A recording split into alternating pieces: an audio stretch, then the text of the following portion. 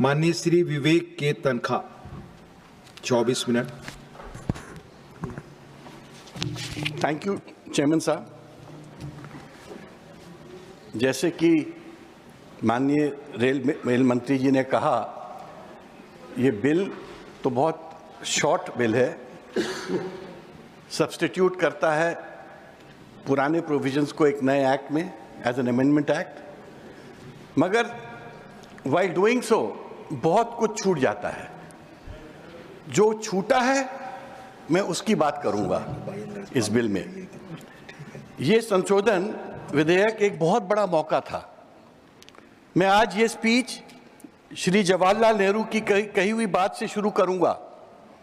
Railway सिर्फ लोहे की पटरियां और इंजन नहीं है, ये हमारे देश को जोड़ने वाली एक ताकत है। रेलवे सिर्फ लोहे की पटरियां और इंजन नहीं है, ये हमारे देश को जोड़ने वाली एक ताकत है। आज हम रेलवे संशोधन विधेयक 2024 पर विश्लेषण और बहस करने के लिए यहाँ एकत्रित हुए हैं, जिसके बारे में मेरा मानना है कि ये एक बड़ा सुधार लाने का एक खोया हुआ अवसर है। इंग्लिश में I would say that Indian railway carries not just passengers, but the hopes, dreams, and struggles of 1 billion people.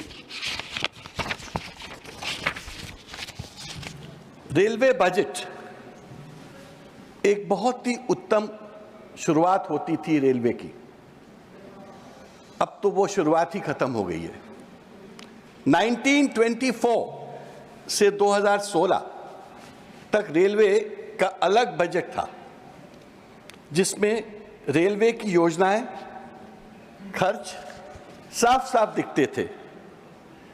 अब रेलवे का बजट एक आम बजट में मिला दिया गया है, जिससे पारदर्शिता खत्म हो गई है।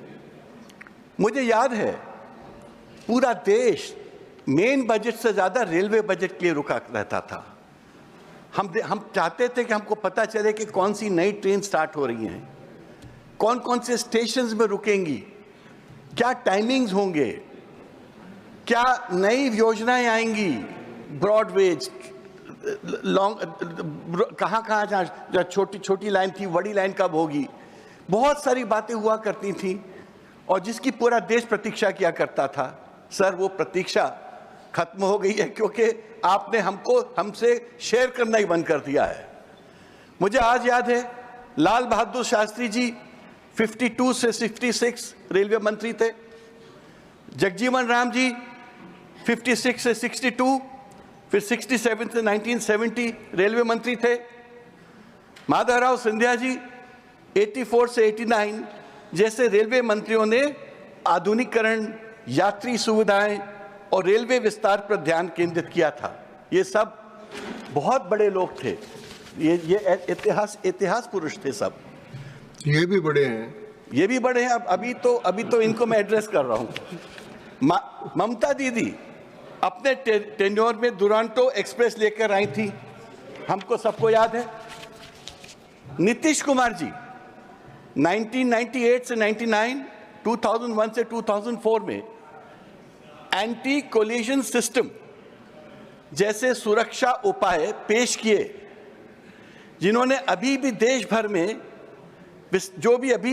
में विस्तारित नहीं किया गया है। उन्होंने अपने 2001 के रेलवे बजट में की स्पीच में उसे रक्षा कवच सिस्टम नाम दिया था। माननीय मंत्री जी, आपने भी कवच की बात की, मत नीतीश जी की बात नहीं की। आपने इसको अपना एक प्रोजेक्ट डिक्लेयर किया, जो प्रोजेक्ट आज तक हमको सामने दिख नहीं रहा है, क्योंकि रेलवे के कोलिजन्स में कोई कमी नहीं है। मुझे याद है लालू प्रसाद जी 2004 से 2009 उन्होंने बिना किराए बढ़ाए रेलवे को प्रॉफिट मेकिंग इकाई में बदला था। आज सेवा में सुधार के लिए किए बिना किराया बढ़ा दिया जाता है। हमको कोई ऐसा सुधार नहीं दिखता, बट किराया जरूर बढ़ता जा रहा है। लालू जी के उस बजट के लिए उनको हार्वर्ड बिजनेस स्कूल ने इनवाइट किया था, HEC बिजनेस स्कूल ने इनवाइट किया था, IIM ने बुलाया गया था, पर रेल पे एक चैप्टर भी पढ़ाया गया था। मेरा ये कहना है कि रेलवे का बजट कितना महत्वपूर्ण है और कितने महत्वपूर्ण हाथों में था, वो बात इस सरकार ने बिल्कुल अनदेखी कर दी। बजट ही खत्म कर दिया, पारदर्शिता खत्म कर दी, डिबेट खत्म कर दिया, संसदीय जांच खत्म कर दी। तो माननीय मंत्री जी, मैं ये तो कहूंगा कि ये जो आपका अमेंडमेंट है, ये समस्या का जड़ है। आप कहेंगे कैसे समस्या का जड़ है? क्योंकि आपने रेलवे बोर्ड का सरकारीकरण कर दिया है। अब आप कहेंगे सरकारीकरण कैसे हुआ? रेलवे बोर्ड नाम मात्र की स्वतंत्रता है, एवरीथिंग इज मिनिस्टर ड्रिवन। जो रेलवे बोर्ड की परिकल्पना थी, जो रेलवे बोर्ड के बारे में सोच था, जैसे दूसरी सर्विसेज के बारे में सोच था, that they will be autonomous, functionally autonomous, organisationally autonomous, वो चीज अब खत्म हो गई है। Now the public perception is it is minister driven. अगर आप विकसित भारत की सोच रखते हैं तो operationally and functionally autonomous and independent institution के बिना भारत विकसित कैसे होगा? अगर आप अपने इंस्टीट्यूशंस को एम्पावर नहीं करेंगे और उनको डिसीजन मेकिंग प्रोसेस में इंडिपेंडेंस नहीं देंगे, तो आपका विकसित भारत नहीं बनेगा। मैं नहीं कह रहा हूं, ये तमाम सरकारी रिपोर्ट्स का भी कहना है। पब्लिक की भागीदारी एकदम खत्म हो गई है। संसद में कोई निगरानी समिति नहीं है, कोई पारदर्शिता नहीं है, और हम विकसित भारत की बात करते हैं। अगर आप रेलवे को आगे बढ़ाना चाहते हो, विकसित करना चाहते हो, तो सबसे पहले तो it should be open to debate, it should be a transparent organisation. Railway board को ऑटोनॉमी दीजिए, उनको थिंकिंग प्रोसेस का पार्ट बनाइए। If it is becomes a मंत्री driven exercise, it won't happen, क्योंकि मंत्री जी की भी एक सीमा होती है सोच की। माननीय रेलवे मंत्री जी, मुझे पता है कि आप टेक्नोलॉजी के प्रेमी हैं। मुझे यह भी ज्ञान है कि आप ट्विटर में तुरंत रिएक्ट करते हैं, आपका इनोवेटिव माइंडसेट भी है, मगर आप ब्यूरोक्रेटिक माइंडसेट के हैं। आप वो पॉलिटिकल ओपननेस जो एक रेलवे मंत्री की जरूरत है, वो मिसिंग है। मैं इसको बुराई के तौर से नहीं बोल रहा हूं, मैं पब्लिक का परसेप्शन से बात कर रहा हूं।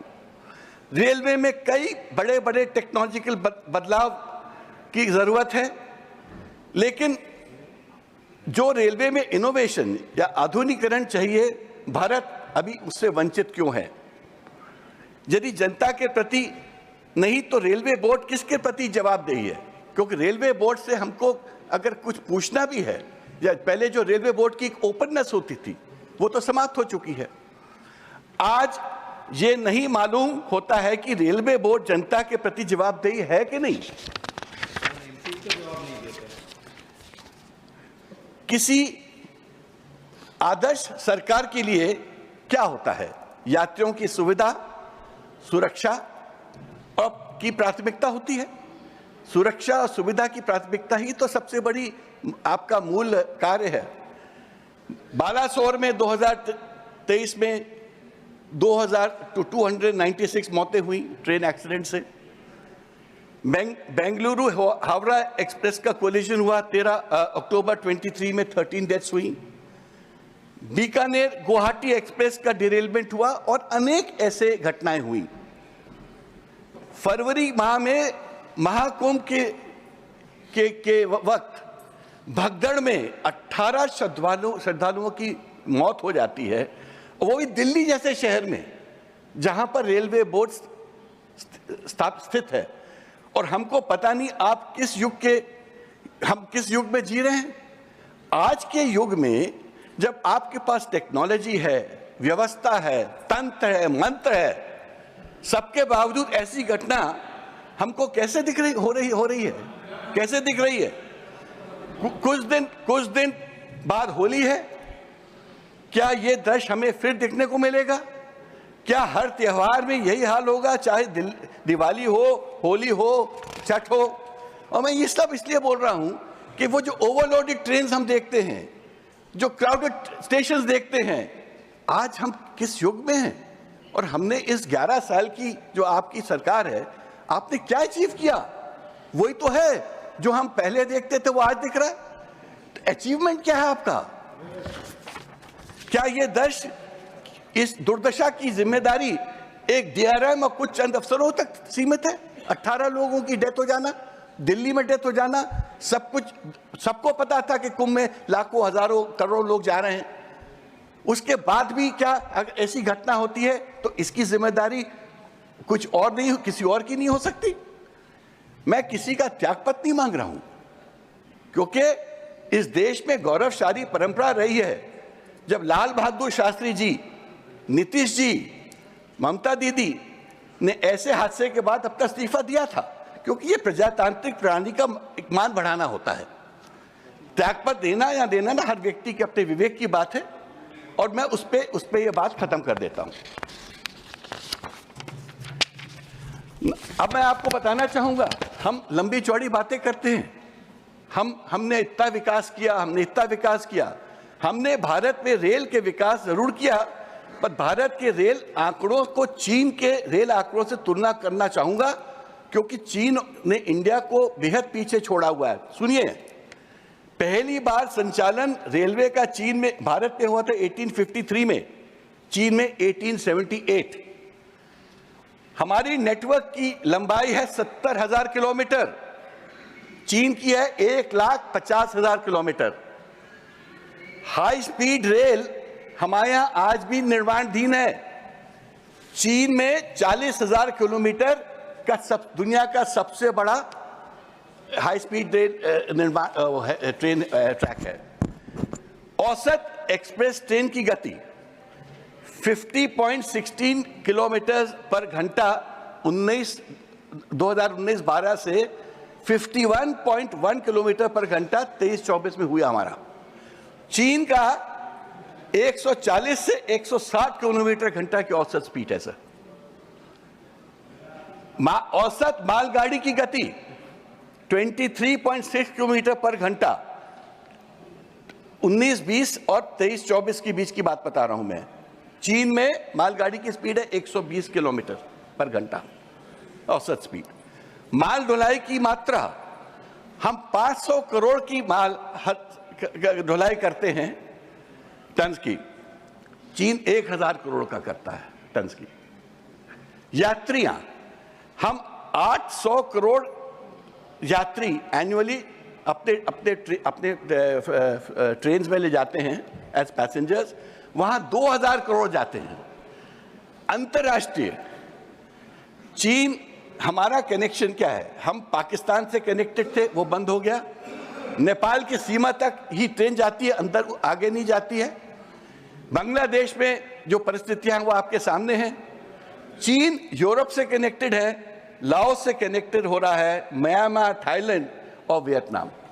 तो मेरा ये कहना है कि हम जब विकसित भारत की बात करते हैं तो हमको इन मापदंडों के बारे में सोचना चाहिए कि जो हमारे से कॉम्पिटिटिव नेशंस हैं उनके मापदंड क्या है, मेरे मापदंड क्या हैं, और हम कितने पीछे हैं।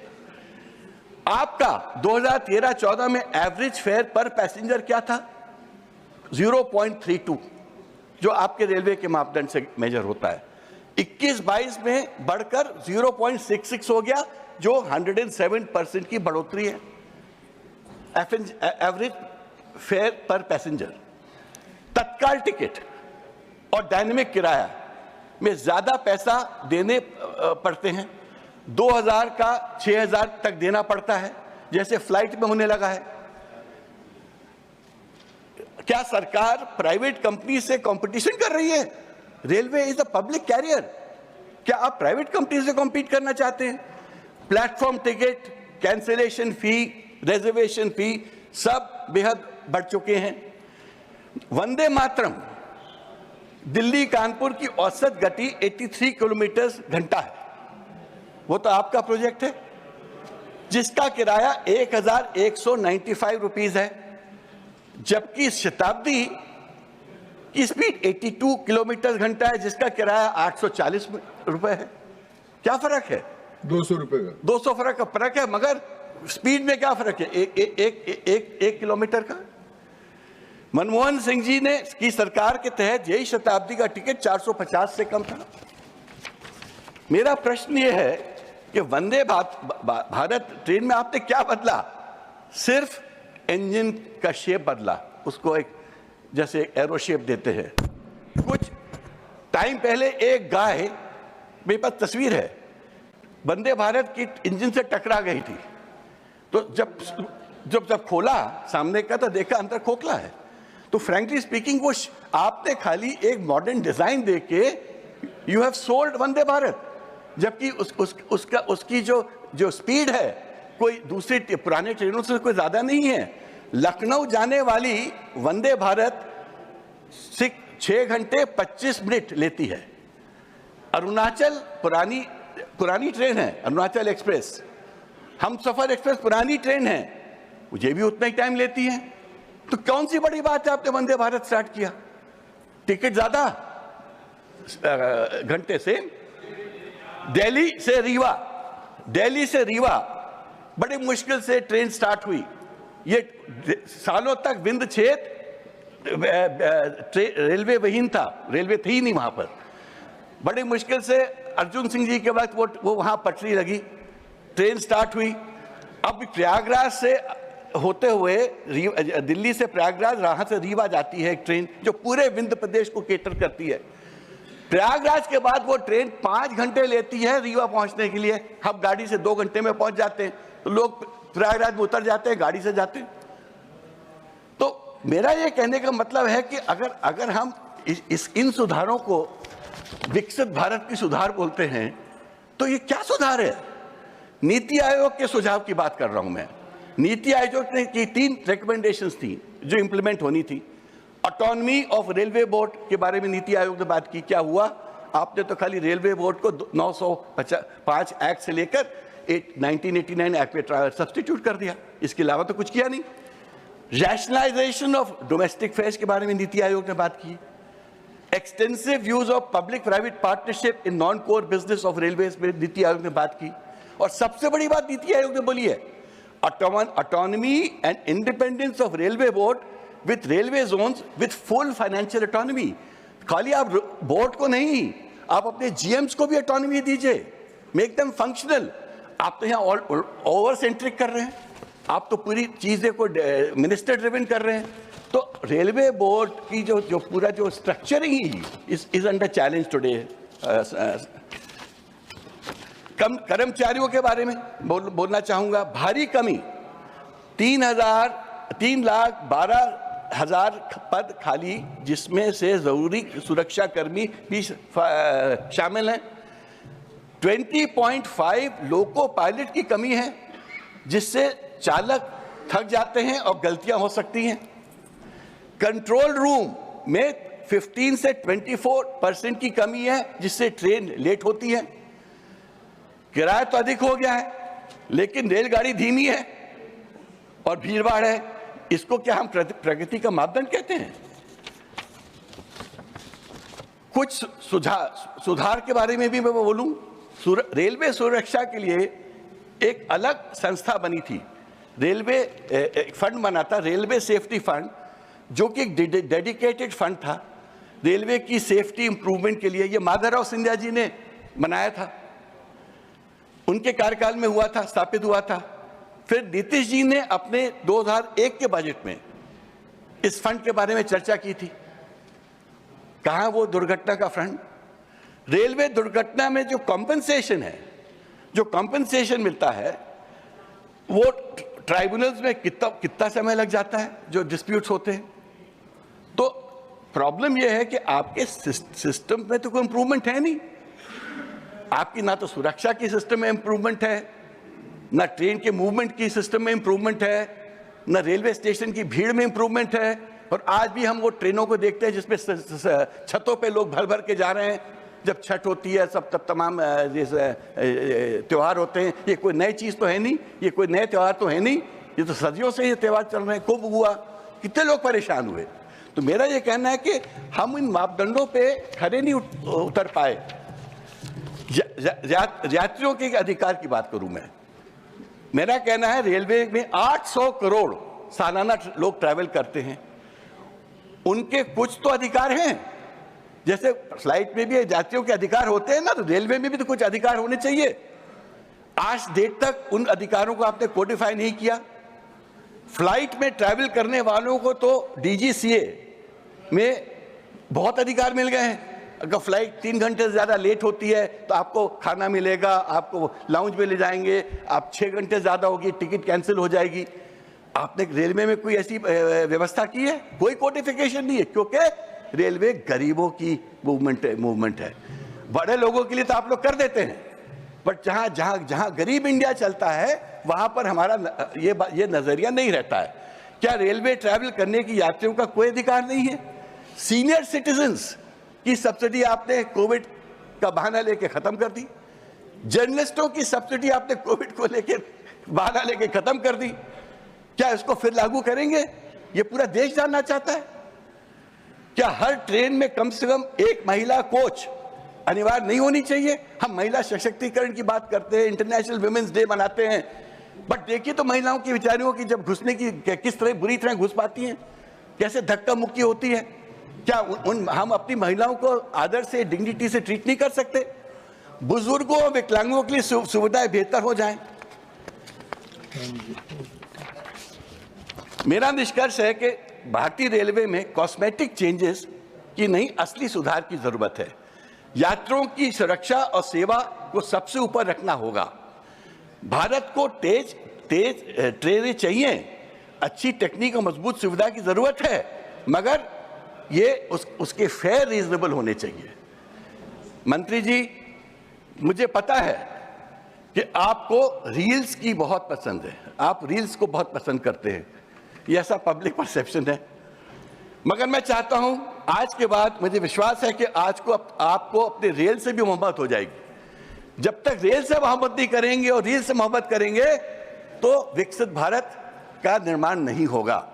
चेयरमैन साहब, मैं आपसे बोलना चाहता हूं, भारतीय रेल केवल एक उद्योग नहीं है, ये एक संस्था है, ये एक मूवमेंट है, ये देश का पब्लिक कैरियर है। 800 मिलियन लोग एनुअली इस पे ट्रैवल करते हैं।